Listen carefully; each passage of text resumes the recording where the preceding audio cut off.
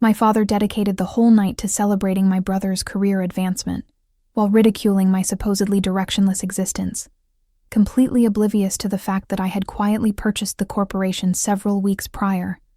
The moment he finally declared me a complete letdown, I calmly retrieved the acquisition documents from my bag and terminated my brother's employment on the spot. This marks the true beginning of everything, and trust me, you will not want to skip what unfolds next.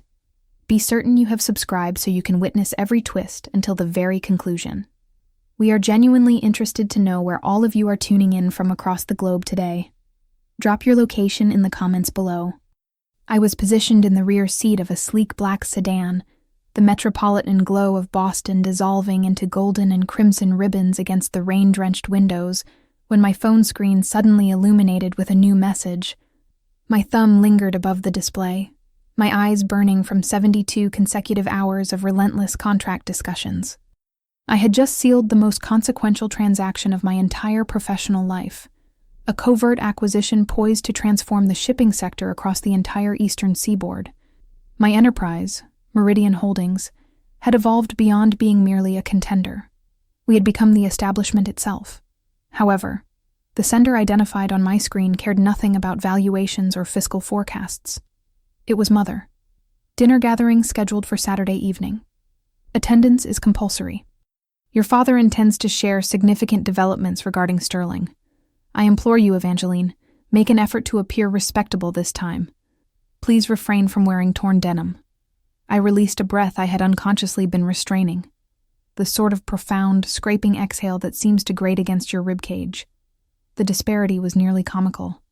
A mere 10 minutes earlier, I had been exchanging handshakes with a chief executive who was visibly intimidated by my presence. A man who comprehended that with a single signature, I possessed the capability to disassemble his entire legacy. Yet here I was, being reprimanded about my choice of pants. I was not merely fatigued. I was physically deteriorating from sheer exhaustion.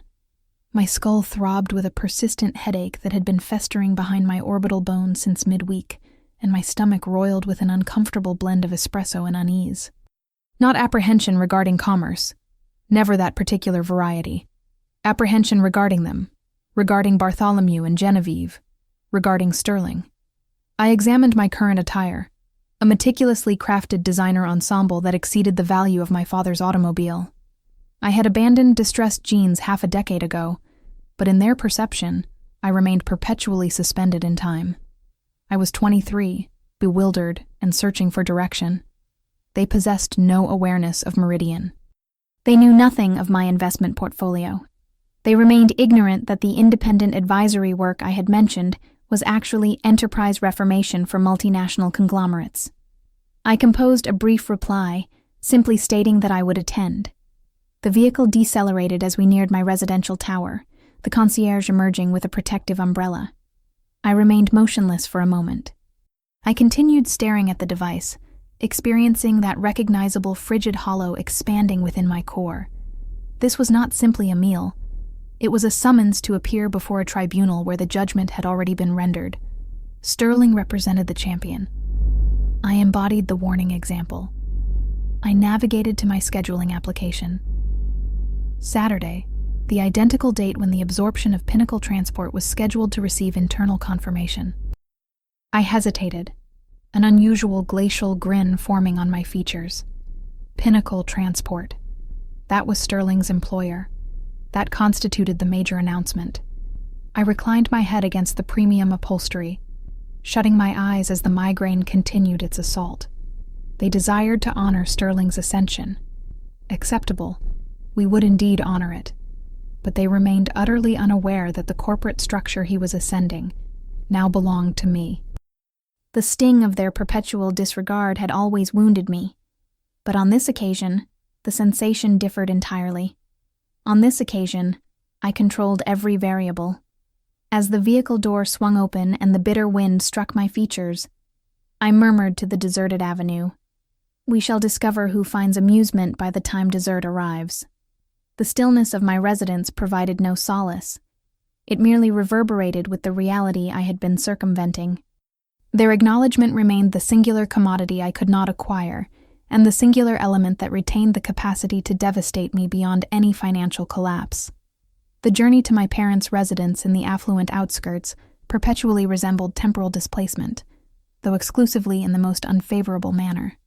As the distance accumulated, exchanging the metallic and crystalline architecture of the urban center for manicured properties and uniform colonial structures, I sensed my bearing deteriorate. The assured executive of Meridian Holdings dissolved, supplanted by Evangeline, the perpetual disappointment. I stationed my borrowed vehicle, a modest practical automobile I employed specifically for these occasions to circumvent inquiries, several blocks distant. I traversed the remaining distance on foot, the autumn gusts penetrating through my overcoat. I required the atmosphere. I needed to fortify my resolve. Upon crossing the threshold, the aroma registered first. Prime rib and costly burgundy. The fragrance of achievement as characterized by Bartholomew. "There she appears," resonated the commanding voice from the sitting room. Bartholomew remained seated. He occupied his preferred leather recliner, a tumbler of whiskey in one palm, gesticulating expansively with the other. Sterling sat across from him, presenting as a younger, gentler duplicate of our patriarch. "Greetings, father," I announced, entering the space. I attempted to place a kiss upon his cheek, but he had already redirected his focus toward Sterling. "Evangeline, your arrival is tardy," Genevieve called from the culinary area, drying her palms with a cloth. She scrutinized my appearance, her gaze lingering on my blazer. "Well, at minimum it is not athletic wear, though you appear exhausted, dear. Are you nourishing yourself properly? I fret about you with that precarious way of living you have chosen." "I am perfectly well, mother," I responded, manufacturing a smile. "Professional obligations have simply been demanding." Sterling released a dismissive sound, rotating his beverage. "Demanding with what precisely, Evie? Troubleshooting someone's connectivity problems? Or have you transitioned to content creation?" Bartholomew erupted with amusement, striking his thigh. Now, Sterling, demonstrate some compassion toward your sibling. Not every individual is designed for the corporate battlefield. Certain people simply require time to discover their direction, even when that timeline is glacially slow. I detected the warmth ascending in my complexion, that intimate and suffocating sensation. I positioned myself on the periphery of the couch, preserving my distance. "So," I ventured, attempting to redirect the focus, "what constitutes this significant announcement?" Sterling adjusted his posture, inflating his chest. He straightened his neckwear, a tie I identified as an imitation of a designer brand I purchased for my executive partners. "Well," he commenced, affecting humility, "nothing becomes official until the beginning of next week, but I am being elevated to Regional Director of Operations at Pinnacle." Bartholomew elevated his glass. "To the director, the youngest in the entire division. Is that not accurate, son?" "By half a decade, father," Sterling beamed. "Regional Director," I echoed deliberately. My cardiac rhythm performed a peculiar flutter. I recognized that position. I recognized it because I had recently examined the organizational hierarchy for Pinnacle during the assessment phase. The role had been unoccupied because the preceding director was dismissed for financial misconduct. It represented a crucial position, one demanding elevated authorization and demonstrated capability. Sterling was a mid-tier supervisor at most. "That represents substantial accountability," I observed cautiously. "And considerable compensation," Bartholomew interjected, his gaze narrowing upon me. "Genuine income, benefits, retirement provisions, considerations you ought to be contemplating. Evangeline, you are approaching 30. The time has arrived to abandon this charade and secure legitimate employment. Sterling could potentially arrange an interview for a front desk position. Could you not, son?" "Conceivably," Sterling shrugged, "provided she improves her presentation somewhat." I tightened my grip on my handbag. Concealed within, nestled in the interior compartment, rested a compact black data storage device. It contained the complete acquisition documentation for Pinnacle Transport. It contained the revised organizational framework I had sanctioned the previous day. And nowhere within that framework did Sterling's name appear. "I am pleased for you, Sterling," I fabricated, my voice unwavering. However, Pinnacle, I encountered speculation about impending reorganization. Speculation? Sterling scoffed, dismissing the notion with a wave. The enterprise is absolutely robust. We are acquiring smaller operations continuously. We function as the hunter's Evie, not the hunted. You would not comprehend. It involves sophisticated strategy. I regarded him, truly regarded him. He radiated such confidence, such arrogance in his ignorance. He possessed no conception that the hunter he served had just been consumed entirely. You are correct, I murmured softly, a phantom of a smile playing across my features. I likely would not comprehend. But you have overlooked one essential element, I contemplated, observing Bartholomew pour another measure. The predator does not vocalize. It strikes. To comprehend why I remained there absorbing their ridicule while possessing the means to their annihilation, you must understand the history. You must comprehend the toll of being overshadowed by the favored child. Throughout our upbringing, everything revolved around Sterling. Sterling received the private instructors. Sterling received the athletic training programs. Sterling received the automobile at 16. I received the previously worn garments and the sermons on fiscal responsibility. When I expressed desire to attend a specialized commerce program in Manhattan, Bartholomew found it laughable. Why squander the resources? He had declared. You will simply marry and abandon it regardless. Sterling requires the advanced degree. Consequently, I accomplished it independently. I maintained 3 simultaneous occupations. I assumed educational debt. I subsisted on instant noodles in a studio dwelling the dimensions of a storage space, while Sterling reveled on father's finances at a prestigious institution. When I established Meridian, I did so possessing nothing beyond determination and an alarming quantity of financial obligation. I forfeited holidays because I was laboring. I forfeited celebrations because I could not afford the transportation. And they construed my absence as failure. They construed my silence as humiliation. Returning to the sitting room, the atmosphere was saturated with self-congratulation. Bartholomew occupied his element. He was not merely a patriarch. He was the mastermind behind Sterling's triumph, and he demanded everyone acknowledge it. Bartholomew was a man who quantified value through titles and property dimensions. He was a mid-level administrator himself, a man who had stagnated 2 decades prior and devoted his remaining career to resentment regarding it. He existed vicariously through Sterling, propelling him, shaping him, and subsidizing him.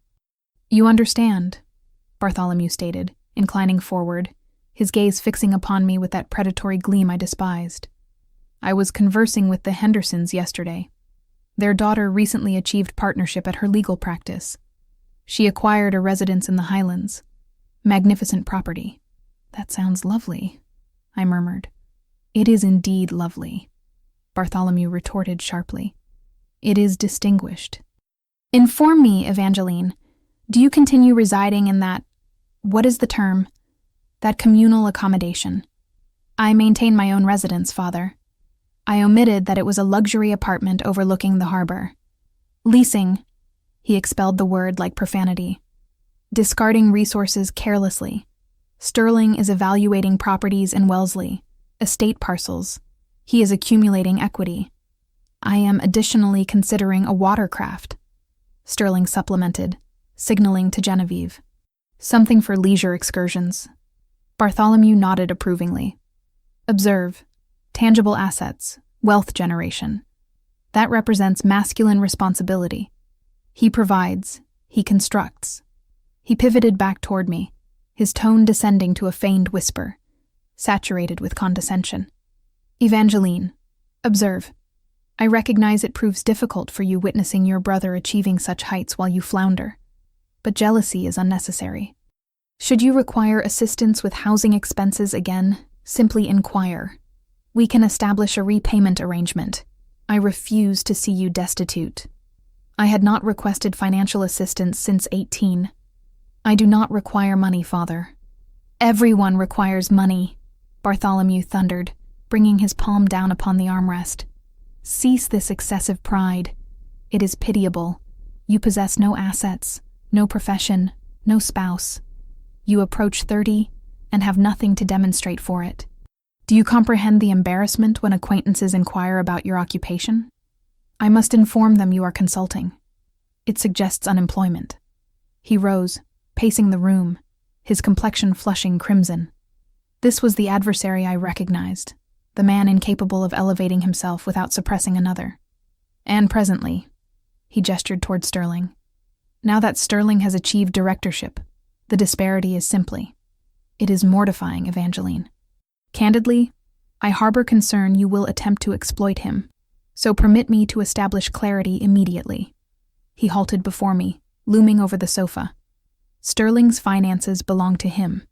You are prohibited from soliciting loans. You are prohibited from manipulating him into covering your expenses. He maintains a reputation requiring protection, and he cannot have his unsuccessful sibling undermining him. I experienced a frigid composure descend upon me, identical to the sensation preceding a hostile acquisition. The emotional component of my being, the daughter craving his approval, quietly retreated, and the executive advanced. I harbor no intention of claiming Sterling's finances, I declared, my voice dangerously measured. Excellent, Bartholomew sneered, because he will become an exceptionally influential man. Pinnacle represents the future, and you are merely attempting to discover yourself. He rotated away from me to replenish his drink. Let us proceed to the dining area. I purchased a bottle of premier champagne, excessive for an ordinary Saturday, but ideal for a director. I rose, smoothing the front of my blazer. I regarded Sterling, who was smirking at me, savoring the spectacle. He genuinely believed he had prevailed. He genuinely believed he was the powerful one present. I proceeded toward the dining area, my hand brushing against my bag where the data device resided. They desired to discuss Pinnacle. Acceptable. We would discuss Pinnacle. I possessed several inquiries for the newly appointed regional director regarding the company's third-quarter compliance review. I consulted my timepiece. 6:30 in the evening. My chief financial officer, Malcolm, would be transmitting the final confirmation correspondence in 30 minutes. The countdown had commenced. The dining area served as a monument to Bartholomew's self-importance. The walls were painted a profound, oppressive burgundy, decorated with framed certificates from his historical sales accomplishments dating to the late 90s and photographs of Sterling participating in varsity athletics. No photographs of me existed. The table was arranged with the formal dinnerware, ivory porcelain featuring gilded edges that we were forbidden from handling during childhood. I assumed my position across from Sterling. He was already loosening his tie, his features flushed from the initial glass of wine. Bartholomew occupied the head position, slicing the prime rib with surgical precision that seemed more aggressive than culinary. "Rare for the gentleman," Bartholomew proclaimed, depositing a bloody portion onto Sterling's plate. He regarded me, his lip curling slightly. "And for you, Evangeline? I presume you continue that, what was it, vegetarian practice?" "I am not vegetarian, Father.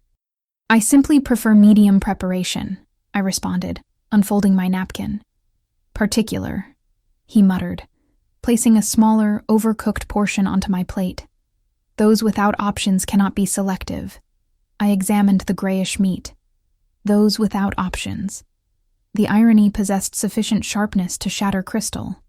Within my pocket, my phone vibrated against my thigh. A singular pulse. The priority alert configuration I had established for Malcolm, my CFO. "So," Bartholomew proclaimed, pouring a generous measure of Cabernet into his glass. "Describe the new workspace, Sterling." "Corner arrangement with river views." Sterling consumed a substantial bite of potatoes, chewing with his mouth partially open. "Oh, you understand. It is enormous. Top floor. They are renovating it for me next week.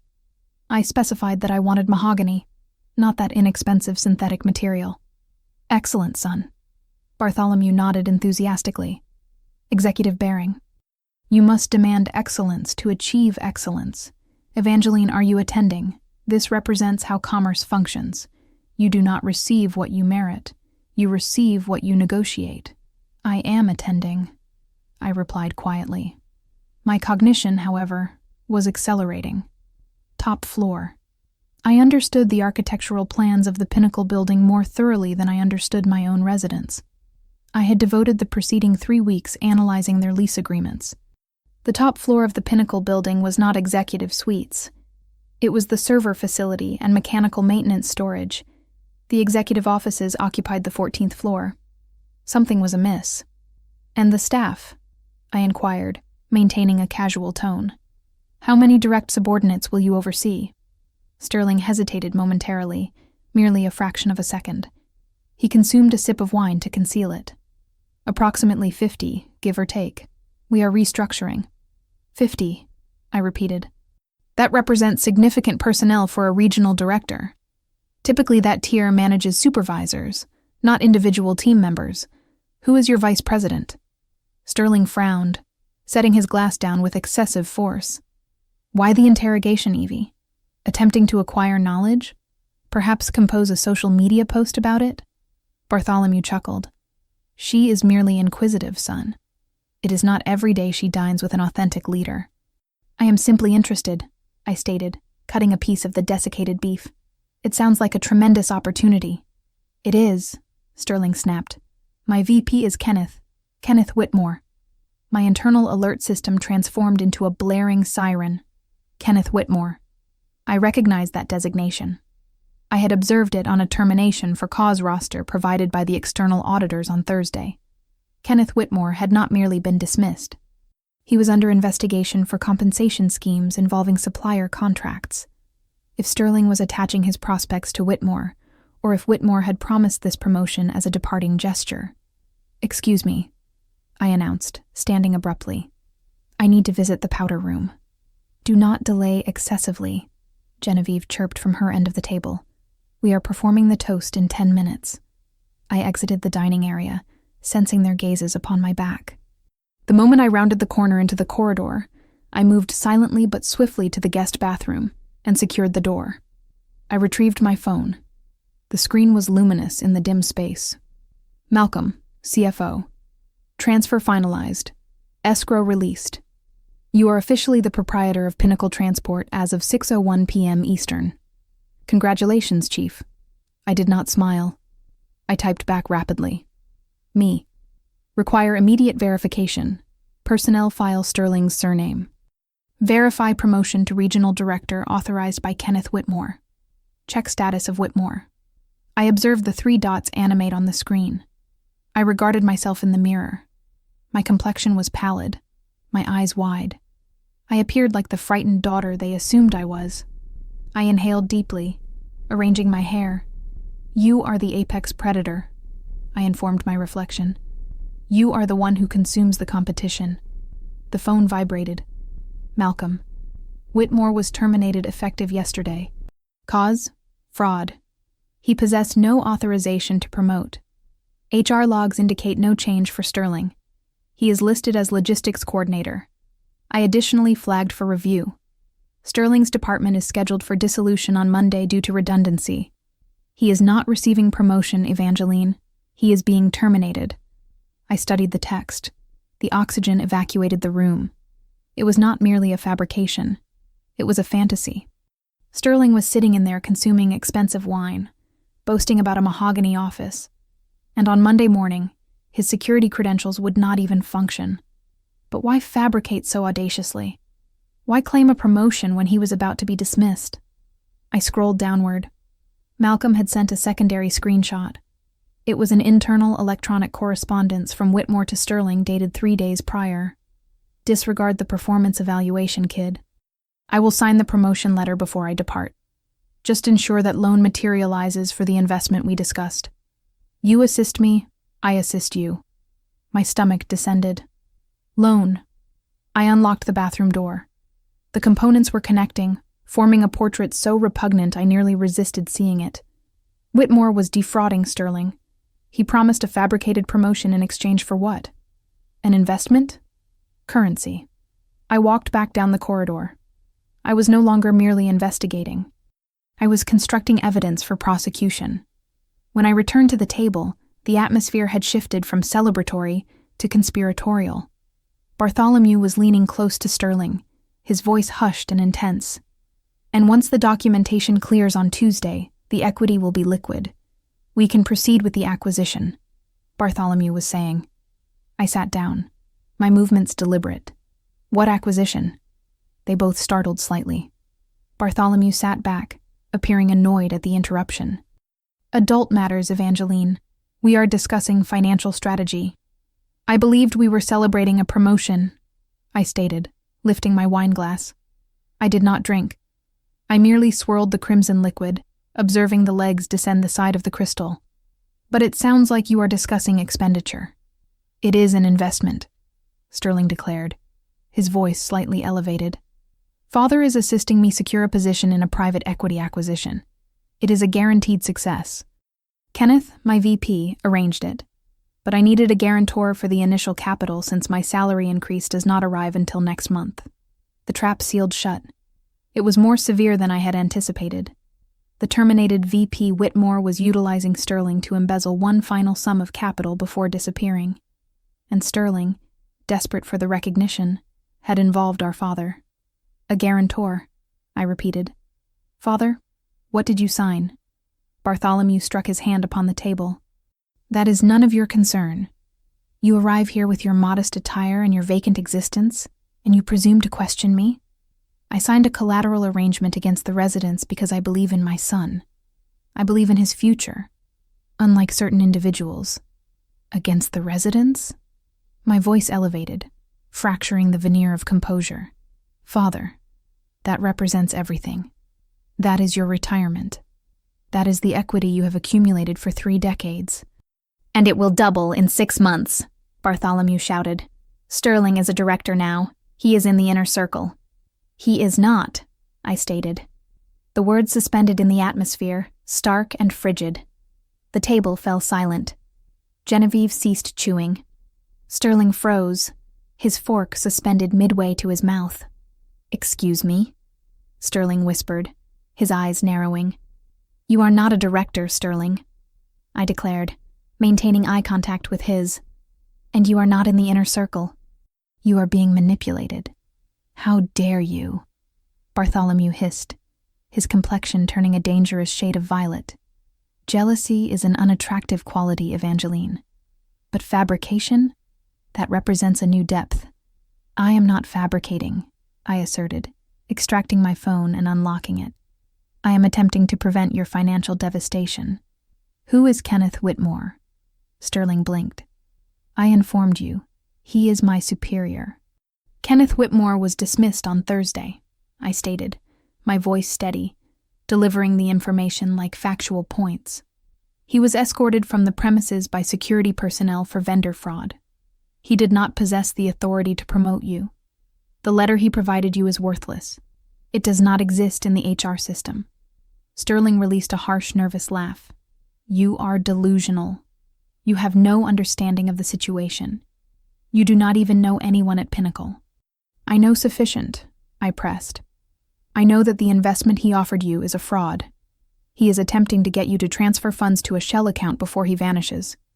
If Father signed that loan, and you transfer that money, it disappears, and the residence goes with it. Silence. Sterling rose, knocking his chair backward. You are merely attempting to sabotage this for me. You cannot tolerate that I am successful. You cannot tolerate that Father is proud of me and ashamed of you. I am ashamed! Bartholomew roared, standing to join him. He pointed a trembling finger at me. You enter my residence, consume my food, and discharge these paranoid delusions. You are poisonous, Evangeline. You are a poisonous, resentful little girl. I am communicating the truth, I insisted, gripping the edge of the table. Contact HR immediately. Contact the main line and request verification of employment for Kenneth Whitmore. I do not need to contact anyone, Bartholomew yelled. I trust my son. I trust the man who has actually accomplished something. You, I do not trust you to walk the dog. Father, please, I pleaded, dropping the executive mask for a moment. Just the desperate daughter attempting to save him from himself. The promotion is not genuine. The department is being dissolved on Monday. Sterling is going to be terminated. Sterling's complexion went pallid. For a moment, I observed the uncertainty flicker in his eyes. He understood deep down that the promotion had been too effortless. He understood he had not earned it. But the ego is a powerful fortress. Liar, Sterling whispered. Then louder. Liar. Depart. Bartholomew's voice was low, trembling with rage. Father. I said depart. Bartholomew screamed, seizing his wine glass and hurling it. It shattered against the wall behind me, spraying crimson wine across the beige wallpaper like a gunshot wound. You are not welcome at this table. You are not welcome in this family until you apologize to your brother and learn your position. I sat there, frozen. The wine dripped down the wall. The silence that followed rang in my ears. I looked at Genevieve. She was looking down at her plate, refusing to meet my eyes. She would not assist me. She never did. Fine, I said softly. I stood up. I did not check my clothes for wine splatters. I did not cry. The sadness evaporated, replaced by the cold, hard steel of Meridian Holdings. I will leave, I stated, reaching for my purse. But before I go, you might want to examine one thing. I do not want to examine anything you have, Bartholomew spat, sinking back into his chair, breathing heavily. Just go. You put the residence up as collateral, I declared, my voice devoid of emotion now. You need to see this. I did not wait for permission. I tapped my phone screen and cast the image to the large smart TV mounted on the wall of the dining room. The TV Bartholomew insisted on having so he could watch the financial ticker during breakfast. The screen flickered, then displayed a crisp, high-resolution PDF. It was not the promotion letter. It was the Pinnacle Transport internal restructuring memo dated for release the following Monday morning. To all personnel. From Office of the CEO. Subject Departmental Consolidation and Redundancy Notice. Effective immediately, the Northeast Logistics Coordination Unit is dissolved. All roles within this vertical are eliminated. The following personnel are to report to HR for severance processing. The list of names scrolled down. It was brief. Morrison J. Thornton, R. Sterling's surname. What is this? Sterling asked, his voice trembling. He squinted at the screen. That is a fabrication. You manufactured that. And this? I swiped on my phone, changing the image on the TV. It was a copy of the frantic email chain between Kenneth Whitmore and the offshore account intercepted by my forensic accounting team during the audit. Whitmore, did the fool sign the loan yet? I need the $50,000 by Friday or the deal is dead. The fool? I read aloud. That is you, Sterling. Bartholomew stared at the screen. His face was losing its color, shifting from rage crimson to a sickly gray. Where did you obtain this? I have resources, I said. Resources you know nothing about. This is impossible, Sterling stammered, backing away from the table. Kenneth said, he said I was his protege. He said the restructuring was to eliminate the dead weight so I could build my own team. He lied to you to steal Father's money, I said ruthlessly. And you were so desperate to appear important, to be the golden child that you did not even verify. You did not perform due diligence. You just signed. No, Lucas shouted, looking at Bartholomew. Father, do not listen to her. She hacked something. She is trying to sabotage the loan. Bartholomew looked at Sterling, then at the screen, then at me. The doubt was consuming him alive. He looked at the wine stain on the wall. He looked at the director who was currently perspiring through his shirt. Sterling, Bartholomew said, his voice raspy. Did you call HR? I do not need to call HR, Sterling shrieked. I am the director. Call them, Bartholomew roared, slamming his fist onto the table so hard the silverware jumped. Sterling fumbled for his phone, his hands shaking so severely he dropped it once. He dialed. He put it on speaker. Thank you for calling Pinnacle Transport. Our offices are currently closed. If you are calling to verify employment, Sterling punched in the extension. You have reached the voicemail of Kenneth Whitmore. This mailbox is no longer in service. Goodbye. The automated voice was the only sound in the room. Sterling lowered the phone. He looked like a child who had dropped an ice cream cone. He must have changed his number because of the promotion. He is in custody, Sterling, I said. He was arrested at Logan International Airport 3 hours ago. Bartholomew put his head in his hands. The loan, he whispered. I signed it this morning. The wire transfer is scheduled for Monday at 9 a.m. Cancel it, I said. I cannot. Bartholomew looked up, his eyes hollow. It is an irrevocable transfer unless the bank flags it, or unless I have proof of fraud. You have proof right there. I pointed to the TV. But you need more than a screenshot. You need the company to verify it. They are closed, Sterling yelled, tears streaming down his face now. We cannot get anyone until Monday. By then the money is gone. Bartholomew looked at me, his eyes pleading for the first time in my life. The arrogance was gone. He was just an old man who had bet the farm on a horse with 3 legs. Evangeline, how do you have these emails? Who do you work for? I stood there, the power dynamic shifting so violently it made the air crackle. They were terrified. They were ruined. And they were looking at the daughter they had called a failure to save them. I walked over to the table and picked up the bottle of Premier champagne that Bartholomew had bought for the celebration. It was unopened. You asked me earlier what I do, I said, running my thumb over the foil label. You said I was just figuring life out. You said I was playing pretend. I looked at Bartholomew. I do not work for Pinnacle, Father. I paused, letting the silence stretch until it was painful. But I know exactly who does. Who? Bartholomew breathed. I smiled, and it was the sharpest thing in the room. Me. You. Bartholomew repeated, the word tumbling out of his mouth like a clumsy stone. He looked at me, then at the bottle of champagne in my hand, and then back at my face. He laughed, but it was a dry, brittle sound. Evangeline, this is not the time for your games. You know who works there. Who? Some receptionist you met at a coffee shop? No, Father, I said, setting the bottle down on the table with a heavy thud. The sound echoed in the silent room. I do not know the receptionist, but I do know the board of directors. I know them because I appointed them. Sterling shook his head, his face blotchy with panic and confusion.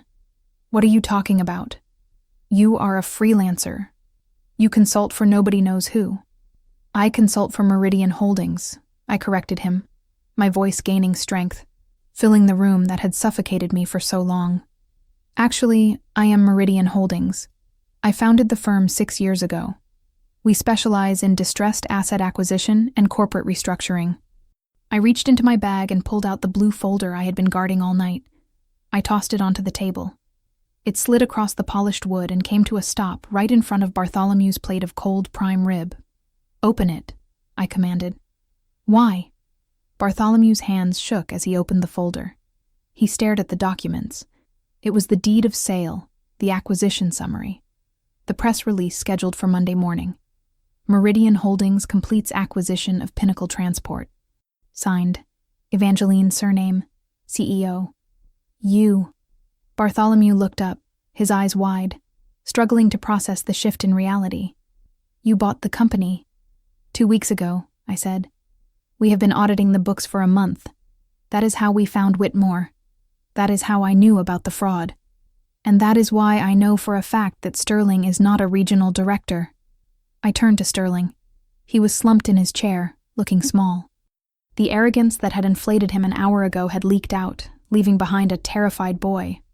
I own the building you walk into every day, Sterling, I said, my voice cold. I own the servers you send your emails from. I own the payroll system that cuts your checks. And as of 6 o'clock tonight, I am the one who decides who stays and who goes. This cannot be real, Genevieve whispered, speaking for the first time. She looked at me with a mixture of awe and fear. Evangeline, you did this. I did, I said. While you were all making fun of my little consulting gig, I was building an empire.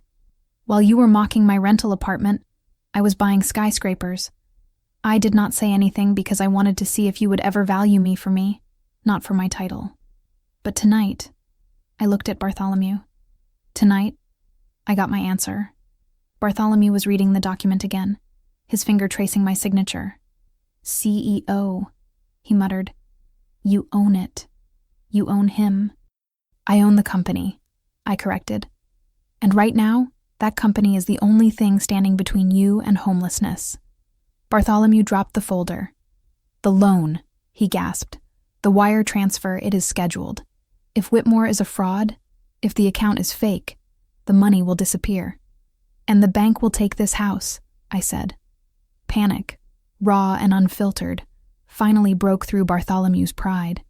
He stood up, knocking his chair over. Evangeline, you have to help. You have resources. You said you have resources. Stop it. Stop the transfer. Why should I asked, crossing my arms. You just told me to get out of your house. You told me I was not welcome in this family. You told me I was a failure.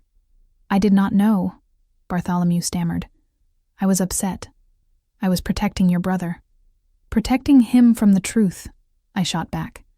You have spent your whole life protecting him, pumping him up with hot air until he floated right into a con artist's trap. You did this, Father. You and your obsession with status.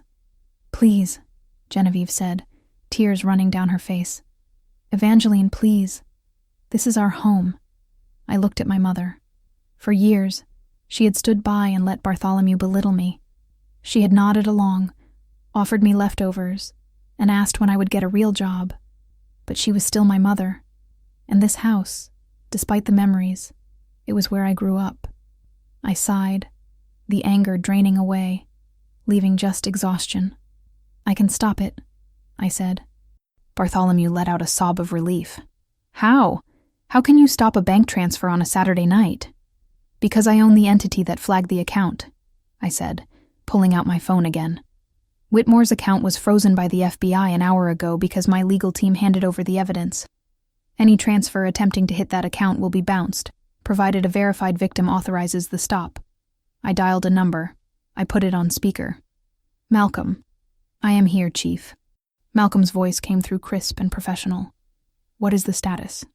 We have a situation with a pending transfer from a Bartholomew surname to the flagged Whitmore account. It is a fraudulent inducement. I need you to conference in the bank's fraud department and issue a block code authorization code Alpha 9 Victor. Understood, Malcolm said, flagging it as part of the Meridian investigation. The transfer will be canceled. The funds will remain in the originator's account. Anything else? Yes, I said, looking directly at Sterling. Sterling flinched. Evangeline, wait. Process the termination, I said into the phone. Effective immediately, 'cause gross negligence and attempted participation in vendor fraud. Wait! Sterling screamed. You cannot fire me. I am your brother. I looked at him, my expression unmoving. You tried to embezzle $50,000, Sterling. You were willing to leverage Father's house to do it. If you were anyone else, I would have you prosecuted. Being my brother is the only reason you are not going to jail on Monday. But you are certainly not working for me. Copy that, Malcolm said. Termination processed. Severance denied. Access badges deactivated. Should I send security to clear his desk? No, I said, holding Sterling's gaze. He can pick up his box from the lobby. I hung up the phone. The room was silent. The only sound was the hum of the refrigerator in the kitchen and Bartholomew's heavy, ragged breathing. He sank onto the sofa, looking 20 years older. The director was gone. The golden child was unemployed. The disappointment was the only one standing tall. You fired him, Bartholomew whispered, staring at the floor. He fired himself, I said.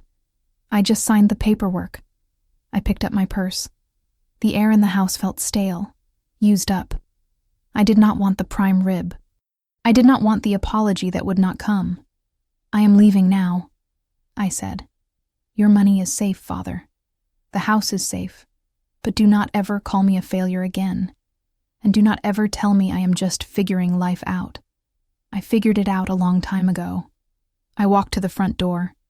Neither of them moved to stop me. Neither of them said a word. They were frozen in the wreckage of their own egos. And for the first time in my life, I did not feel the need to fix it for them. I opened the door to the cold night air, and it felt like freedom. The fallout was swift, quiet, and absolute. By Monday morning, The news of the Meridian Holdings acquisition was on the front page of the Wall Street Journal. My picture was there. A professional headshot taken last year under the headline, "The Silent Giant: How Evangeline Surname Built a Logistics Empire from the Shadows." I sat in the corner office of Pinnacle Transport, the real executive suite on the 14th floor, not the server room Sterling had bragged about. The view was indeed spectacular. The Charles River wound through the city like a steel ribbon, reflecting the gray sky. My assistant, a sharp young woman named Vivian, knocked on the door. "Ms. Surname, there is a Mr. Sterling Surname in the lobby. He says he needs to speak with you. Security will not let him up." I turned my chair around. I had expected this. "Let him up," I said, "but have security escort him." 10 minutes later, Sterling stood in my doorway. He was not wearing his suit. He was wearing jeans and a windbreaker. He looked tired. He looked small. "Evie," he said, his voice cracking. "Evangeline," I corrected gently. "Or Ms. Surname, considering where we are." He swallowed hard. "Evangeline, look. I know I messed up. I know I was an idiot, but Mother is a wreck. Father has not spoken in 2 days. He just sits in the den staring at the wall. He is in shock," I said. "His worldview collapsed. It takes time to rebuild." "He is ashamed," Sterling said, stepping into the room. "He feels like he lost everything." "He did not lose everything," I said. "He kept his house. He kept his retirement. He just lost his delusions." Sterling rubbed the back of his neck. "And me? I lost my job. I have a mortgage on that condominium, Evie. I have car payments. I cannot be unemployed. Not now." He looked at me with that familiar expression, the one he used when we were kids, and he wanted me to do his homework. The expectation of rescue. "I need a job," he said. "You own the company. You can just undo it. Put me in a different department. Marketing, sales, anything." I looked at him, feeling a pang of the old guilt. It would be so easy. I could snap my fingers, give him a salary, and restore the peace. Bartholomew would be happy. Mother would be relieved. We could go back to pretending. But pretending was what had almost cost them their home. "No," I said. Sterling blinked. "What?" "No," I repeated firmly. "I cannot hire you, Sterling. You are a liability. You fell for a basic financial scam because you were greedy and arrogant. You did not vet the deal. You did not protect the assets. If you worked for me, I could not trust you. So that is it." Anger flared in his eyes again. "You are just going to leave me out in the cold for revenge." "It is not revenge," I said, standing up and walking to the window. "It is business. And it is love, actually. If I bail you out now, you will never learn. You will just wait for the next person to save you." I turned back to him. "But I will do this. I will pay for a career counselor, a good one. Someone who can help you find a job you are actually qualified for, not one you think you are entitled to. And I will cover your mortgage for 3 months. That is it. After that, you are on your own." Sterling stared at me. He wanted to argue. He wanted to scream. But he looked around the office, the mahogany desk, the awards on the shelf, the sheer weight of my reality, and he realized he had no leverage. 3 months, he muttered. 3 months, I confirmed. "Take it or leave it." He nodded, defeated. "I will take it." He turned to leave but stopped at the door. "Father wants to see you," he said without looking back. "He wants to apologize. I think he means it." "I will see him when I am ready," I said. Sterling walked out. I did not see Bartholomew for another 2 weeks. When I finally drove out to the suburbs, the dynamic had shifted permanently. I did not park around the block. I parked my luxury vehicle right in the driveway. Dinner was quiet. There was no wine. There was no bragging. Bartholomew looked fragile, humble. He asked me questions about the market. He asked me about interest rates. He listened when I spoke. At the end of the night, as I was putting on my coat, Bartholomew stopped me in the hallway. "Evangeline," he said. His voice was rough. I was proud of the wrong things for a long time. I looked at him. I saw the regret in his eyes. It did not erase the years of neglect, but it was a start. "I know, Father. You are a shark," he said, a small, sad smile touching his lips. "I always said you needed to be tougher. Turns out you were the toughest one in the house." "I had to be," I said, "to survive this family." He flinched, but he nodded. "I deserve that." I hugged him briefly. It was not a warm, fuzzy movie hug. It was a truce. "I have to go," I said. "I have a meeting in Tokyo on Monday." "Tokyo," he repeated, shaking his head in disbelief. "Safe travels, CEO." I walked out to my car. As I drove away, watching the house shrink in the rearview mirror, I realized I was not angry anymore. I was not trying to prove anything anymore. The heavy weight of their expectations had finally lifted, replaced by the only validation that mattered, my own. I turned onto the highway, the city lights of Boston welcoming me back. I had a company to run. I had a future to build. And for the first time, I was driving toward it with nothing holding me back.